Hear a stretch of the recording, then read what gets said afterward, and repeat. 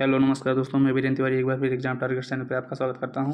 जैसा कि आप लोगों को पता है कि फॉरेस्ट गार्ड का मैं प्रैक्टिस सेट करवा रहा हूं और आज आपका जो है प्रैक्टिस सेट नंबर 6 मैं करवाने चल रहा हूं। अभी तक मैं प्रैक्टिस सेट 5 पूरा कर चुका हूं। तो जो भी भाई बहन अभी तक प्रैक्टिस नंबर 5 तक नहीं देखे हैं तो वो कृपया जाके 5 तक देख लीजिए। और प्रैक्टिस नंबर जो है 6 चलिए शुरू करते हैं। तो आज का आपका फर्स्ट क्वेश्चन लिखा हुआ है, स्टॉकहोम में प्रथम बार पर्यावरण पर संगोष्ठी किस वर्ष प्रस्तावित की गई थी? स्टॉकहोम में प्रथम बार पर्यावरण पर संगोष्ठी किस वर्ष प्रस्तावित की गई थी? 1959, 1972, 1980 या 1982? तो एक का राइट आंसर आपका क्या हो जाएगा? प्रस्तावित कब की गई थी? तो इसका आपका राइट आंसर हो जाएगा 1959। कब? 1959। और यदि आपसे पूछ ले कि शुभारंभ कब किया गया था, शुभारंभ कब किया गया था, तो ये 1972 में, शुभारंभ 1972 में, लेकिन प्रस्तावित जो है 1959 में कर दी गई थी कि स्टॉकहोम पर्यावरण संगोष्ठी होगा। 1980 में आपका वन संरक्षण अधिनियम आया है, ये आप लोगों को ध्यान रखना है।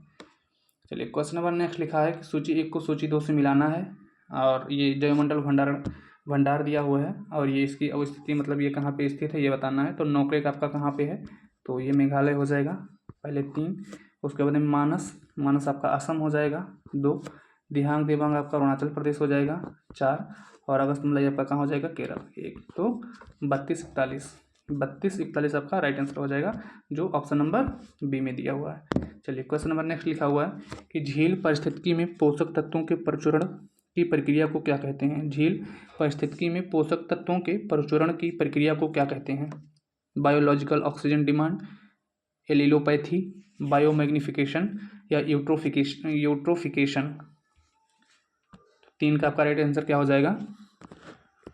तो 3 का आपका राइट आंसर हो जाएगा ऑप्शन नंबर डी, यूट्रिफिकेशन। क्या हो जाएगा? यूट्रिफिकेशन, ये ध्यान रखना है। Question number next, question number next में लिखा हुआ है कि राष्ट्रीय वन नीति को कब शुरू किया गया था? राष्ट्रीय वन नीति जो है उसको कब शुरू किया गया था ये आपसे पूछा गया है। तो जो आपका राष्ट्रीय वन नीति थी वो 1988 से शुरू किया गया था। ऑप्शन नंबर ए आपका सही हो जाएगा 1988।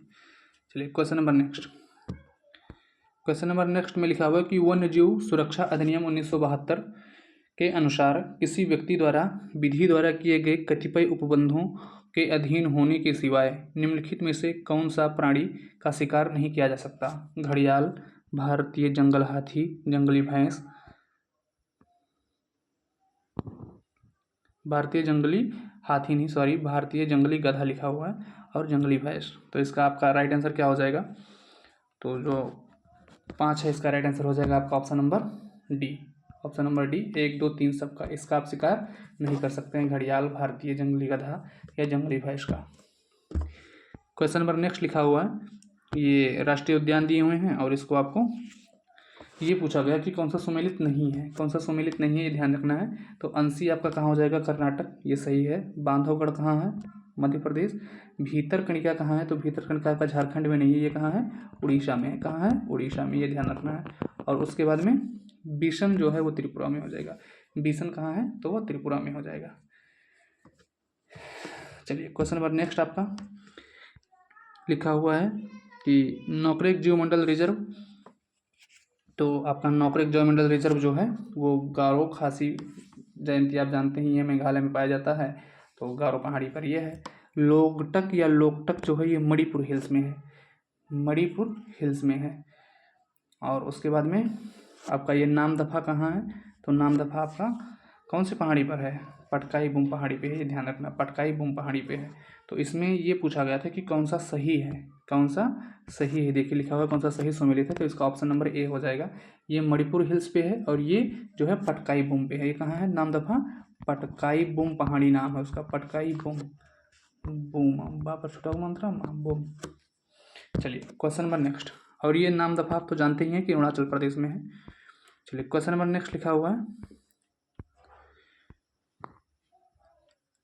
निम्नलिखित में से कौन सा विश्व का तुंगता वाला चिड़ियाघर है, तुंगता वाला चिड़ियाघर है, तो कौन सा चिड़ियाघर होगा?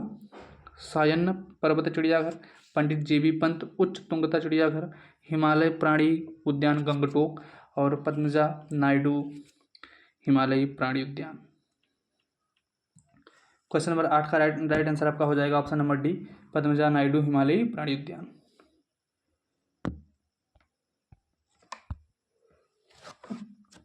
चलिए क्वेश्चन नंबर नेक्स्ट लिखा हुआ है कि कार्टाजेना शहर जो जैव सुरक्षा प्रोटोकॉल के लिए प्रसिद्ध है कहाँ स्थित है?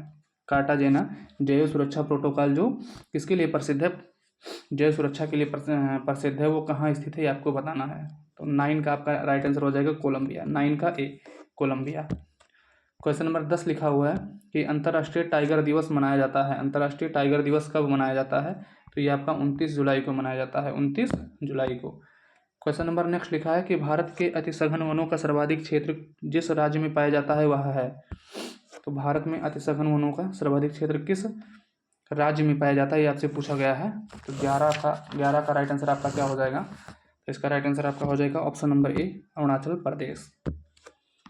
12 नंबर में लिखा है कि वन अनुसंधान संस्थान स्थित है, वन अनुसंधान संस्थान कहाँ पे है ये आपसे पूछा गया है। तो 12 का आपका राइट आंसर हो जाएगा ऑप्शन नंबर ए देहरादून। कहाँ पे? देहरादून में। और वन अनुसंधान संस्थान की स्थापना यदि आपसे पूछ ले रहा है तो ये ध्यान रखना है, आपसे पूछा जाता है 1906 में इसकी स्थापना हुई थी। कब? 1906 में। क्वेश्चन नंबर नेक्स्ट, बासमती चावल की रोपाई हेतु उपयुक्त बीज दर है? 45 से 50 किलोग्राम प्रति हेक्टेयर, 20 से 30 किलोग्राम प्रति हेक्टेयर, 15 से 20 किलोग्राम प्रति हेक्टेयर या 5 से 10 किलोग्राम प्रति हेक्टेयर।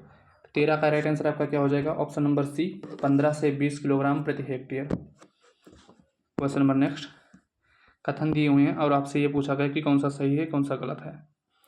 तो ये आप देख ही रहे होंगे, मैं लिख दिया हूँ इसमें कि भारत में कुल 15 कृषि जलवायु प्रदेशों में बांटा गया है, भारत को कुल 15 कृषि जलवायु क्षेत्रों में बांटा गया है। और फिर नेक्स्ट लिखा हुआ कि भारत को कुल 20 कृषि पारिस्थितिकी प्रदेशों में बांटा गया है। तो आपसे यदि कृषि जलवायु पूछेगा तो आपको 15 बताना है, कृषि जलवायु 15, और यदि आपसे कृषि पारिस्थितिकी पूछेगा तो आपको 20 बताना है। कितना? 20 बताना है, ये ध्यान रखना है। पारिस्थितिकी 20 और कृषि जलवायु तो 15, ये आपको ध्यान रखना है, इंपॉर्टेंट क्वेश्चन है। और उसके बाद में नेक्स्ट में लिखा हुआ है पश्चिमी हिमालय शीत शुष्क पारिस्थितिकी प्रदेश का कवरेज क्षेत्र पश्चिमी हिमालय प्रदेश के कवरेज क्षेत्र से ज़्यादा है। तो ये आपका क्या है? ज़्यादा नहीं कम है। तो आपका ये भी गलत हो जाएगा, ये भी गलत हो जाएगा, ये भी गलत हो जाएगा। तो ऑप्शन नंबर कौन सा गलत हो जाएगा? सही हो जाएगा इसमें बी, 1 2 3 सभी गलत हैं। चलिए क्वेश्चन नंबर नेक्स्ट में लिखा है कि सभी प्रकार के जलवायु कटिबंध निम्न में से किस महाद्वीप में हैं? सभी प्रकार के जलवायु कटिबंध निम्नलिखित में से किस महाद्वीप में हैं? तो इसका आपका राइट आंसर क्या हो जाएगा? दक्षिणी अमेरिका, उत्तरी अमेरिका, ऑस्ट्रेलिया या एशिया। 15 का राइट आंसर आपका क्या हो जाएगा? ऑप्शन नंबर डी एशिया में। कहाँ पे? एशिया में। चलिए क्वेश्चन नंबर नेक्स्ट लिखा हुआ है सेलुआस, सेलुआस जो है वनस्पति कहाँ पाई जाती है? आपसे ये पूछा गया है। सेलुआस जो है क्षेत्र में कौन सी वनस्पति पाई जाती है ये आपको बताना है। तो सेलुआस जो है ये अधिपादप वनस्पति, कौन सा? अधिपादप। सवाना जो है वो घास और वृक्ष है, सवाना घास और वृक्ष। तो सबसे पहले आपका 3 फिर 4, उसके बाद में जो टैगा हो जाएगा, टैगा आपका शंकु वृक्ष हो जाएगा 1, और टुंड्रा जो आपका हो जाएगा मासेसस और लाइकेन। 34 12 3 4 1 2, 3 4 1 2 आपका राइट आंसर हो जाएगा option number C. Question number next लिखा है निम्नलिखित में से मृदा अपरदन प्रक्रियाओं के सही क्रम को पहचानिए, मृदा अपरदन के प्रक्रियाओं के सही क्रम को पहचानिए। तो 17 का राइट आंसर आपका क्या हो जाएगा? 17 का आपका राइट आंसर हो जाएगा आसफल अपर्दन, आसफाल अपर्दन, परत अपर्दन, रील अपर्दन, फिर अवनालिका अपर्दन। ऑप्शन नंबर ए सही हो जाएगा इसका। आसफाल अपर्दन, परत अपर्दन, रील अपर्दन और अवनालिका अपर्दन। आसफाल परत रील अवनालिका, आसफाल परत रील अवनालिका, ये ध्यान रखना है। क्वेश्चन नंबर नेक्स्ट लिखा हुआ है कि एक स्थान से वायु, नमी और तापक्रम जैसे अजैव कारक किसका निर्धारण करते हैं। एक स्थान से वायु, नमी और तापक्रम जैसे अजैव कारक किसका निर्धारण करते हैं।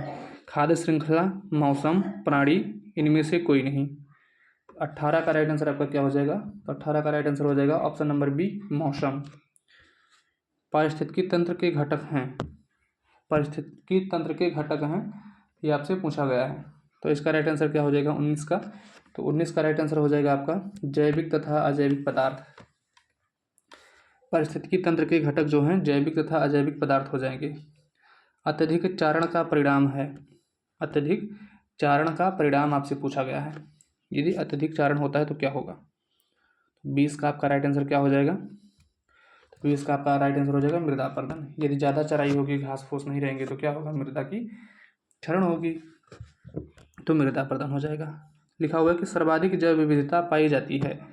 सर्वाधिक जैव विविधता कहाँ पाई जाती है आपसे ये पूछा गया है। तो ये क्वेश्चन तो आप सब जानते हैं, शांत घाटी में। कहाँ पे, शांत घाटी में।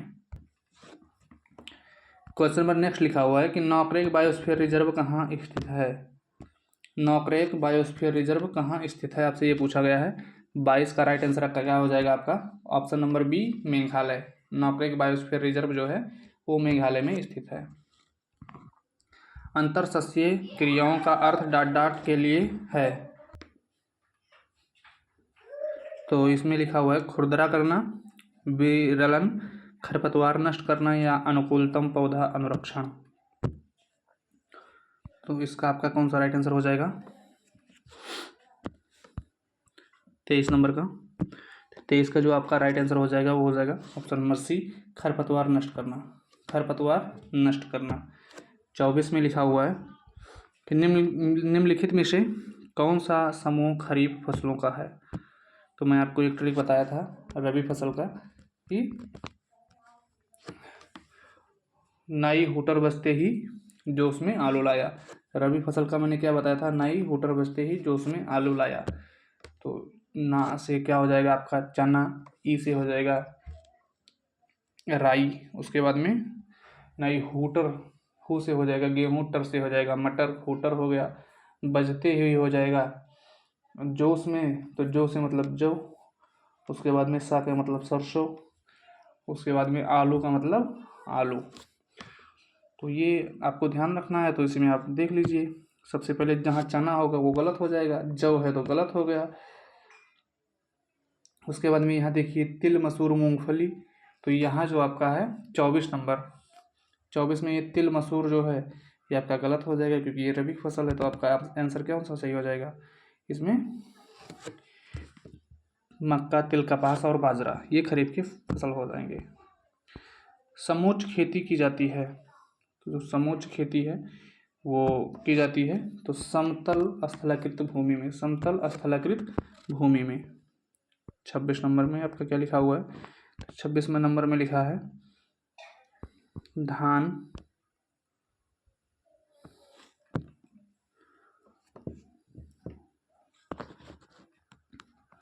धान की कौन सी प्रजाति है, सरसों की कौन सी है, अलसी की कौन सी है, यही आपसे पूछा गया है। तो इसका जो है धान का आपका क्या हो जाएगा रत्ना, उसके बाद में सरसों का आपका हो जाएगा वरुण, उसके बाद में अलसी आपका हो जाएगा, तो अलसी आपका कौन सा हो जाएगा, अलसी में नीलम, और मटर में हो जाएगा रचना, मटर में कौन सा हो जाएगा रचना। तो इसका ऑप्शन नंबर बी सही हो जाएगा, ऑप्शन नंबर 20 का सही हो जाएगा। क्वेश्चन नंबर नेक्स्ट में लिखा है कि भारत में कृषि को समझा जाता है, भारत में कृषि को कैसा समझा जाता है, जीविकोपार्जन, एक व्यवसाय, एक उद्योग, एक व्यापार, कैसा समझा जाता है। तो 27 का आपका राइट आंसर क्या हो जाएगा, तो जीविकोपार्जन का साधन, जीविकोपार्जन का साधन है। क्वेश्चन नंबर नेक्स्ट लिखा है कि शुष्क भूमि क्षेत्र में निम्नलिखित में से कौन सा फसल हेरफेर उपयुक्त है, हेरफेर उपयुक्त है। 28 का आपका राइट आंसर क्या हो जाएगा, तिल और चना, तिल और चना। अपरदन को सीधे प्रभावित करने वाले घटक हैं, अपरदन को प्रभावित करने वाले घटक जो होंगे वो हो जाएंगे ऑप्शन नंबर डी, अवक्षेपण और वायु वेग, अवक्षेपण और वायु वेग। भारतीय अर्थव्यवस्था में कृषि का योगदान, भारतीय अर्थव्यवस्था में कृषि का जो योगदान है वो घट रहा है, क्या है, घट रहा है। क्वेश्चन नंबर नेक्स्ट लिखा है कि भारतीय कृषि पर वैश्वीकरण के प्रभाव के संदर्भ में निम्नलिखित में से कौन सी व्याख्या असत्य है? कौन सी व्याख्या असत्य है, ये आपसे पूछा गया है। तो 31 का आपका राइट आंसर हो जाएगा जलवायु परिवर्तन। क्या हो जाएगा? जलवायु परिवर्तन। क्वेश्चन नंबर नेक्स्ट में लिखा हुआ है कि एजेंडा 21 किस क्षेत्र से संबंधित है? तो एजेंडा 21 किस से संबंधित है? सतत विकास से। किससे? सतत विकास से। क्वेश्चन नंबर नेक्स्ट 33 में लिखा हुआ है भारत के कितने जैव आरक्षित क्षेत्र बायोस्फीयर रिजर्व यूनेस्को के जैव आरक्षित क्षेत्र के विश्व नेटवर्क का हिस्सा है? 18, 15, 13 या 12? 33 का आपका राइट आंसर हो जाएगा 18। क्वेश्चन नंबर नेक्स्ट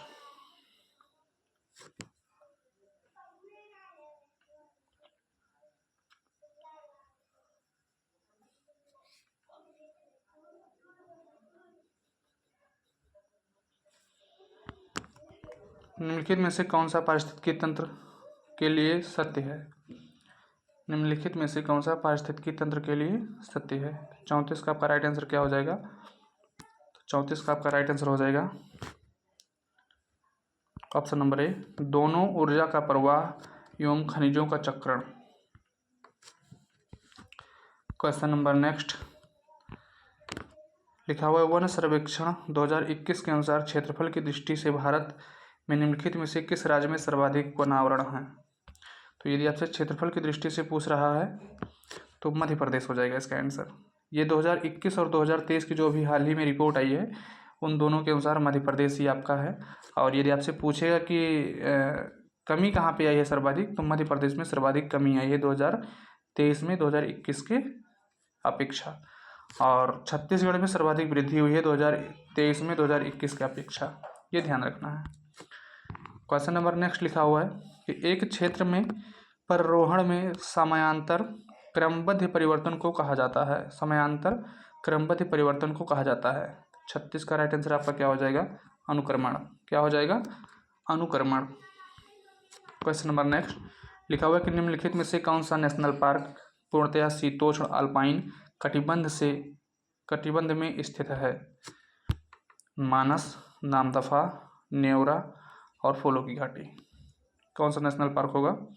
37 का आपका राइट आंसर हो जाएगा फूलों की घाटी नेशनल पार्क जो है वो आपका पूर्णतया शीतोष्ण अल्पाइन कटिबंध में है। और फूलों की घाटी नेशनल पार्क आपका कहाँ पे है? उत्तराखंड में। कहाँ पे? उत्तराखंड में। भारत का ओसनिक नेशनल पार्क स्थित है। भारत का ओसनिक नेशनल पार्क सुंदरवन में, चिल्का झील, निकोबार आइलैंड या कच्छ।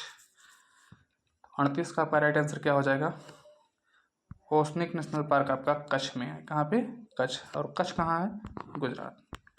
गुजरात। और जो कच्छ है ना वो सबसे बड़ा जिला है क्षेत्रफल के हिसाब से, ये आपको ध्यान रखना है। क्वेश्चन नंबर नेक्स्ट लिखा हुआ है भारत में उत्तर से दक्षिण की ओर स्थित टाइगर रिजर्व का सही क्रम आपको बताना है। कार्बेट, सिमलीपाल, सरिस्का, पेरियार। कार्बेट आपका कहाँ पे है?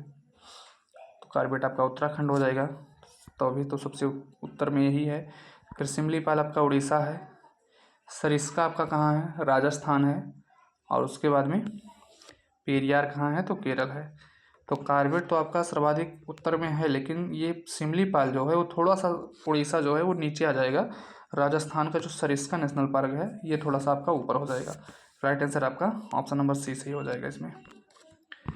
क्वेश्चन नंबर नेक्स्ट लिखा है कि राष्ट्रीय चंबल अभ्यारण्य निम्नलिखित में से किस राज्य का हिस्सा नहीं है? राष्ट्रीय चंबल अभ्यारण्य किस राज्य का हिस्सा नहीं है ये आपको बताना है।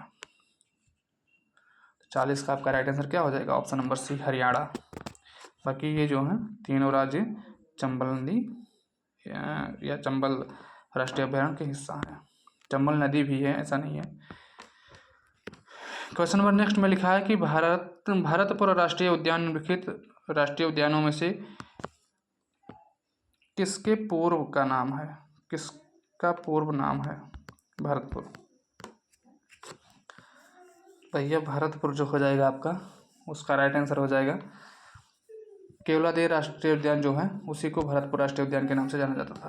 केवलादेव राष्ट्रीय उद्यान को भरतपुर के नाम से। पेंच राष्ट्रीय उद्यान मध्य प्रदेश और महाराष्ट्र, काजीरंगा असम में, और रणथंभौर आपका राजस्थान में हो जाएगा। क्वेश्चन नंबर नेक्स्ट लिखा हुआ है कि ऐसा कौन सा पर्यावरण पुरस्कार है जो पर्यावरण एवं वन मंत्रालय भारत सरकार द्वारा स्थापित है और यह उन व्यक्तियों और संगठनों को प्रदान किया जाता है जिन्होंने पर्यावरण संरक्षण और सुधार के क्षेत्र में महत्वपूर्ण और उत्कृष्ट योगदान दिया है। 42 का आपका राइट आंसर क्या हो जाएगा? Option number D, Indira Gandhi पर्यावरण पुरस्कार। इंदिरा गांधी पर्यावरण पुरस्कार। निम्नलिखित में से कौन चिपको आंदोलन के साथ जुड़ा हुआ था? चिपको आंदोलन के साथ कौन जुड़ा हुआ था? सुंदरलाल बहुगुणा और चंदी प्रसाद भट्ट। चिपको आंदोलन से कौन जुड़ा हुआ था? तो सुंदरलाल बहुगुणा और चंडी प्रसाद भट्ट। मेधा पाटेकर जो है वो नर्मदा बचाओ आंदोलन, कौन से नर्मदा बचाओ आंदोलन। और ये विनोबा भावे जो है भूदान आंदोलन, कौन से भूदान आंदोलन, ये ध्यान रखना है। विनोबा भावे भूदान से और नर्मदा बचाओ मेधा पाटेकर। क्वेश्चन नंबर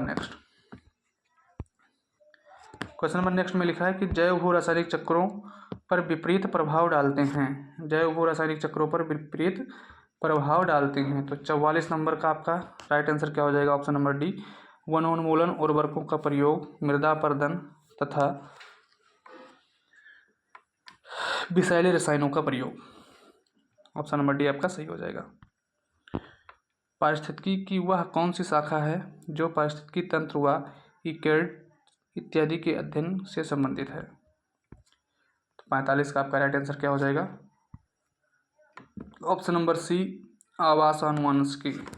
आवासानुवंशिकी आपका राइट आंसर हो जाएगा, आवासानुवंशिकी। क्वेश्चन नंबर नेक्स्ट लिखा हुआ है 46 में, सतत विकास की अवधारणा किस में दी गई है? सतत विकास की अवधारणा किस में दी गई है? 46 का आपका राइट आंसर क्या हो जाएगा? इनमें से कोई नहीं, इनमें से कोई नहीं। क्वेश्चन नंबर नेक्स्ट, रियो घोषणा पत्र के 17 सिद्धांत संबंधित हैं। तो इसके जो 17 सिद्धांत हो जाएंगे वो पर्यावरण प्रभाव आकलन से, पर्यावरण प्रभाव आकलन से। क्वेश्चन नंबर नेक्स्ट लिखा है कि निम्न में से कौन सा सहभोजिता का उदाहरण है? 48 का राइट आंसर आपका क्या हो जाएगा? तो 48 का ये लियाना, क्या हो जाएगा? लियाना। 49 लिखा हुआ है कि वन्यजीव संरक्षण अधिनियम 1972 की किस धारा में राष्ट्रीय वन्यजीव बोर्ड का निर्माण हुआ? 49 का राइट आंसर आपका क्या हो जाएगा? धारा 5 का ए। क्वेश्चन नंबर नेक्स्ट, भारत में शुष्क इलाके में कौन सी फसल पाई जाती है? भारत के शुष्क इलाके में कौन सी फसल पाई जाती है? तो 50 का ए लिखा है, बाजरा, सारगम तथा खीजड़ी। तो ये आपका 50 नंबर पूरा हुआ फॉरेस्ट्री का। तो इसमें 50 में आपका कितना सही हुआ? 40 प्लस आपका सही होना चाहिए। तो ये आप लोग अपना स्कोर कमेंट बॉक्स में कमेंट करके बताइएगा। और जो भी भाई बहन वीडियो को लाइक नहीं किया तो प्लीज़ लाइक कर दीजिए, चैनल को सब्सक्राइब कर लीजिए और ज़्यादा से ज़्यादा लोगों तक शेयर कीजिए। चलिए क्वेश्चन नंबर नेक्स्ट आपका है कि फेफड़ों से ऑक्सीजनीकृत होकर रक्त कहाँ आता है? फेफड़ों से ऑक्सीजनीकृत होकर रक्त कहाँ आता है, आपसे पूछा गया है। तो 51 का आपका राइट आंसर क्या हो जाएगा? बायां अलिंद। कहाँ पे? बायां अलिंद में। आप जानते हैं कि बाएं तरफ शुद्ध और दाएं तरफ अशुद्ध। क्वेश्चन नंबर नेक्स्ट लिखा हुआ है, एक कठोर परिश्रम करने वाले पुरुष को दैनिक ऊर्जा की आवश्यकता होती है। 52 का आपका राइट आंसर क्या होगा? जो कठोर परिश्रम करता है उसको कितना ऊर्जा लेना चाहिए? 4000 कैलोरी ये लेना चाहिए per day. 4000 calorie per day लेना चाहिए। कह रहे महिला सेक्स हार्मोन है, तो महिला सेक्स हार्मोन कौन सा हो जाएगा आपका? 53 का राइट आंसर हो जाएगा ऑप्शन नंबर ए, एस्ट्रोजन। कौन सा? एस्ट्रोजन। एक पतली झिल्ली से होकर प्रकाश नेत्र में प्रवेश करता है, इस झिल्ली को क्या कहा जाता है? 54 का राइट आंसर आपका क्या हो जाएगा? 54 का राइट आंसर हो जाएगा आपका ऑप्शन नंबर बी, कार्निया। एक पतली झिल्ली से होकर प्रकाश नेत्र में प्रवेश करता है, इस झिल्ली को कार्निया कहते हैं। निम्नलिखित कथनों में से कौन सा सही है? उल्ब में तरल होता है, पराश्रय ध्वनि, कर्म वीक्षण किसी भ्रूण के लिंग का संयोजन कर सकता है। 55 का राइट आंसर आपका क्या हो जाएगा? 55 का राइट आंसर हो जाएगा आपका सही पूछा गया है, तो ये भी सही है आपका। उल्ब में तरल होता है और परा सर्वध्वनिक कर्म वीक्षण किसी भ्रूण के लिंग का संसूचन कर सकता है। 56 में लिखा हुआ है कि निम्नलिखित में से कौन सा कारक बीजों के प्रकीर्णन द्वारा पादपों के प्रवर्धन में योगदान नहीं करता है? 56 का राइट आंसर आपका क्या हो जाएगा? कवक। 57 में लिखा हुआ है कि मानव में गुणसूत्र संख्या 21 की त्रिगुणसूत्रता उत्तरदायी है। 57 का राइट आंसर आपका क्या हो जाएगा? Option number C, Down syndrome के लिए। डाउन सिंड्रोम के लिए। 58 में आप देख लीजिएगा, इसका ऑप्शन नंबर बी। 59 में आपका ऑप्शन नंबर सी। 60 में लिखा हुआ है आपका ऑप्शन नंबर डी। ये सही है, ये आप लोग अपना सॉल्व कर लीजिएगा, मैं भी इसको सॉल्व करवा दूंगा एक वीडियो में। 61 का आपका बी सही हो जाएगा, 62 का सी, 63 का डी, 64 का सी और 65 का आपका सही हो जाएगा डी। 66 से आपका कंप्यूटर स्टार्ट है 66 से, तो मैं इसको सॉल्व करवा दे रहा हूँ। इसमें लिखा हुआ है कि ALU कंप्यूटर के डाटा का एक हिस्सा है। तो ALU जो है वो कंप्यूटर के किसका हिस्सा है, ये आपसे पूछा गया है। 66 का आपका राइट आंसर हो जाएगा option number D, processor. Question number next लिखा हुआ है सुपर कंप्यूटर परम 8000 का विमोचन किस वर्ष किया गया?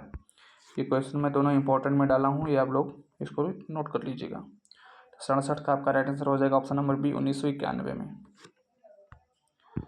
बाजार उन्मुख क्लाउड आर्किटेक्चर में क्लाउड कंप्यूटिंग सुविधा से लाभान्वित होते हैं। 68 का आपका राइट आंसर क्या हो जाएगा? तो 68 का आपका सी हो जाएगा, क्लाउड सेवादाता, क्लाउड उपयोगकर्ता और दलाल। तो 68 का आपका ऑप्शन नंबर सी सही हो जाएगा।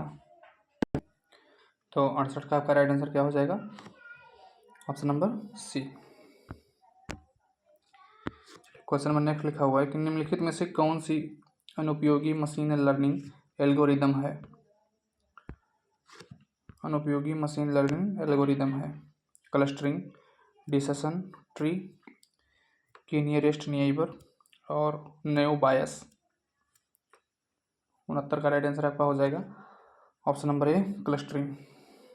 क्वेश्चन नंबर नेक्स्ट में लिखा हुआ है SDBR का फुल फॉर्म पूछा है। SDBR का फुल फॉर्म, तो SDBR का फुल फॉर्म आपका हो जाएगा segment table base register. Segment table base register, option number B सही हो जाएगा। 71 में लिखा हुआ है एक प्रकार की कंप्यूटिंग जो गणना, भंडारण और यहाँ तक कि एप्लीकेशन सेवा नेटवर्क के रूप में कार्य करता है। एक प्रकार की कंप्यूटिंग जो गणना, भंडारण और यहाँ तक कि एप्लीकेशन सेवा नेटवर्क के रूप में कार्य करता है। 71 का राइट आंसर आपका क्या हो जाएगा? Option number A, cloud computing. 75 number में लिखा है PGA का फुल फॉर्म आपसे पूछा गया है। 72 का राइट आंसर क्या हो जाएगा? प्रोफेशनल ग्राफिक्स अरे। प्रोफेशनल ग्राफिक्स अरे। रोबोटिक्स के संदर्भ में प्यूमा क्या है? PUMA। तो इसका जो है programmable universal machines for assembly, इसका फुल फॉर्म आपका हो जाएगा programmable universal machine for assembly. Option number C सही हो जाएगा। 74 में आपका लिखा हुआ है कि आप 10 पेजों के एक सेट को केवल पेज 2 और 3 को प्रिंट करना चाहते हैं, तो आप क्या करेंगे? तो 74 का आपका राइट आंसर हो जाएगा page with range second and third. Page with range second and third. MS excel 2016 में ओपन डायलॉग बॉक्स खोलने हेतु शॉर्टकट की क्या है? तो MS एक्सेल 2016 है, इसका ओपन डायलॉग बॉक्स यदि आपको खोलना है तो आपको क्या दबाना होगा? तो Alt+F12 क्या, sorry Ctrl+F12, Ctrl+F12। Question number next लिखा हुआ है कि निम्न में से कौन से MS वर्ड की अंतर्निहित सुविधा नहीं है? अंतर्निहित सुविधा नहीं है आपसे ये पूछा गया है। तो 76 का आपका राइट आंसर हो जाएगा लाइव स्ट्रीम। 77 नंबर क्वेश्चन लिखा हुआ है कि MS ऑफिस 2010 की एक्सेल वर्कबुक में डिफ़ॉल्ट तौर पर कितनी वर्कशीट शामिल होती हैं। डिफ़ॉल्ट तौर पर कितनी वर्कशीट शामिल होती हैं। 77 का राइट आंसर आपका हो जाएगा ऑप्शन नंबर C 3। नेक्स्ट लिखा है कि तात्कालिक संदेश प्रेषण डॉट डॉट का उदाहरण है। तो 78 का आपका राइट आंसर क्या हो जाएगा, हैंग आउट। क्या हो जाएगा, हैंग आउट। नेक्स्ट लिखा है निम्नलिखित में से कौन सा एक इंटरनेट ब्राउज़र नहीं है। कौन सा एक इंटरनेट ब्राउज़र नहीं है। 79 का आपका ये हो जाएगा पांडा। 79 का ये क्या हो जाएगा, पांडा। क्वेश्चन नंबर नेक्स्ट लिखा है कि इनमें से कौन सा ऑपरेटिंग सिस्टम नहीं है। तो ऑपरेटिंग सिस्टम नहीं है ओरेकल। ओरेकल जो है वो ऑपरेटिंग सिस्टम नहीं है। प्रशासनिक सुविधा के लिए उत्तर प्रदेश में कितने शहरी निकाय हैं। 81 का आपका राइट आंसर हो जाएगा 915। उत्तर प्रदेश में कुल कितने शहरी निकाय हैं, 915। क्वेश्चन नंबर नेक्स्ट में लिखा है कि उत्तर प्रदेश के निम्नलिखित जिलों में से किसमें जनगणना 2011 के अनुसार साक्षरता अंकित की गई, न्यूनतम साक्षरता अंकित की गई। तो सर्वाधिक कम साक्षरता कहाँ थी भैया, श्रावस्ती में। कहाँ पे, श्रावस्ती।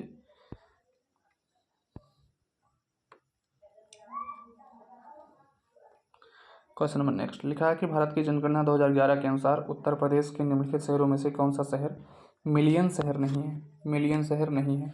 83 का आपका राइट आंसर क्या हो जाएगा, option number D Moradabad. Question number next लिखा हुआ है कि कल्प योजना संबंधित है। कल्प योजना किससे संबंधित है। तो 84 का आपका राइट आंसर हो जाएगा प्राथमिक शिक्षा से। किससे, प्राथमिक शिक्षा से। 85 में लिखा हुआ है उत्तर प्रदेश रेलवे पुलिस में कुल कितने अनुभाग हैं। 85 का आपका ऑप्शन नंबर ए सही हो जाएगा 6। क्वेश्चन नंबर नेक्स्ट भारतीय चारागाह एवं चारा अनुसंधान संस्थान स्थित है। भारतीय चारागाह एवं अनुसंधान संस्थान स्थित है। तो 86 का आपका क्या सही हो जाएगा, सी झांसी हो जाएगा। क्या हो जाएगा, झांसी।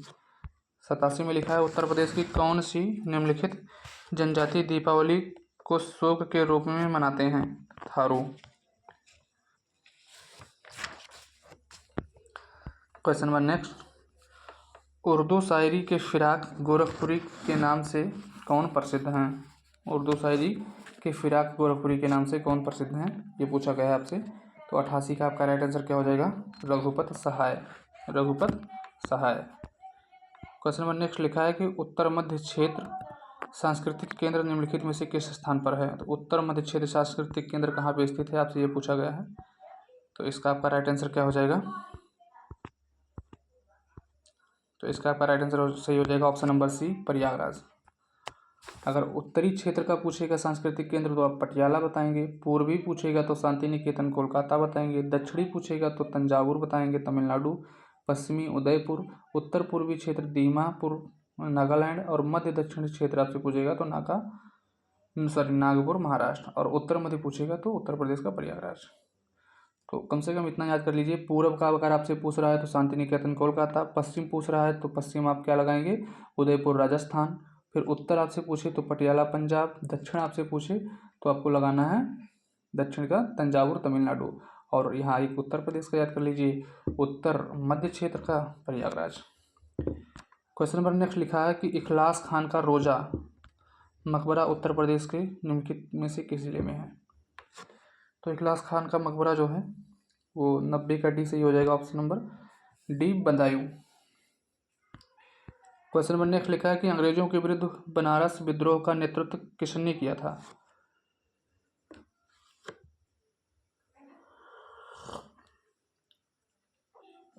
तो क्वेश्चन नंबर 91 का आपका राइट आंसर क्या हो जाएगा, 91 का सी राजा चेत सिंह। कौन, राजा चेत सिंह। क्वेश्चन नंबर नेक्स्ट लिखा है कि आगरा लखनऊ एक्सप्रेसवे हाईवे की लंबाई कितनी है। आगरा लखनऊ एक्सप्रेसवे की लंबाई तो 302.2 kilometre. 302.2 kilometre. Question number next Uttar Pradesh के किस शहर को सिरेमिक सिटी कहा जाता है। सिरेमिक सिटी किसको कहा जाता है। 93 का आपका राइट आंसर हो जाएगा ऑप्शन नंबर डी खुर्जा। कौन, खुर्जा। उत्तर प्रदेश के किस जिले में पीतल नगरी के नाम से भी जाना जाता है। उत्तर प्रदेश में पीतल नगरी के नाम से कौन जाना था? 94 का आपका सही हो जाएगा ऑप्शन नंबर डी, मुरादाबाद। 95, औद्योगिक विकास की दृष्टि से उत्तर प्रदेश का कौन सा क्षेत्र सर्वाधिक विकसित हुआ है? औद्योगिक विकास की दृष्टि से उत्तर प्रदेश का कौन सा क्षेत्र सर्वाधिक विकसित हुआ है? तो यह पश्चिमी। उत्तर प्रदेश का कौन सा नगर सुहाग नगरी कहलाती है? सुहाग नगरी जो है 96 का डी, फिरोजाबाद। मुरादाबाद जो है पीतल का काम, प्रतापगढ़ आंवला, बरेली फर्नीचर और सहारनपुर कागज। तो ये जो प्रतापगढ़ इसमें पूछा था कौन सा सम्मिलित नहीं है ये बताना था। तो कालीन जो है आपका भदोही हो जाएगा। कहाँ हो जाएगा? भदोही, ये ध्यान रखना है, भदोही। और ये प्रतापगढ़ में आंवला हो जाएगा। निम्नलिखित में से कौन सी फसल उत्तर प्रदेश में आमतौर पर या व्यापक रूप से उगाई नहीं जाती है? गेहूं, चावल, तिलहन, कपास। 98 का आपका राइट आंसर क्या हो जाएगा? 98 का डी, कपास। उत्तर प्रदेश में प्रमुख रबी फसलें कौन सी हैं? उत्तर प्रदेश में प्रमुख रबी फसलें कौन सी हैं? तो 99 का आपका सही हो जाएगा ए, गेहूं, चना, मटर, जौ। क्वेश्चन नंबर 100 का लिखा हुआ है, उत्तर प्रदेश की प्रमुख वाणिज्यिक उपज है। तो प्रमुख वाणिज्यिक उपज जो है वो गन्ना है। तो आज के लिए बस इतना ही। तो आप लोग यदि वीडियो को लाइक नहीं किए तो कृपया वीडियो को लाइक कर दीजिए, चैनल को सब्सक्राइब कर लीजिए और ज़्यादा से ज़्यादा लोगों तक शेयर कीजिए। धन्यवाद।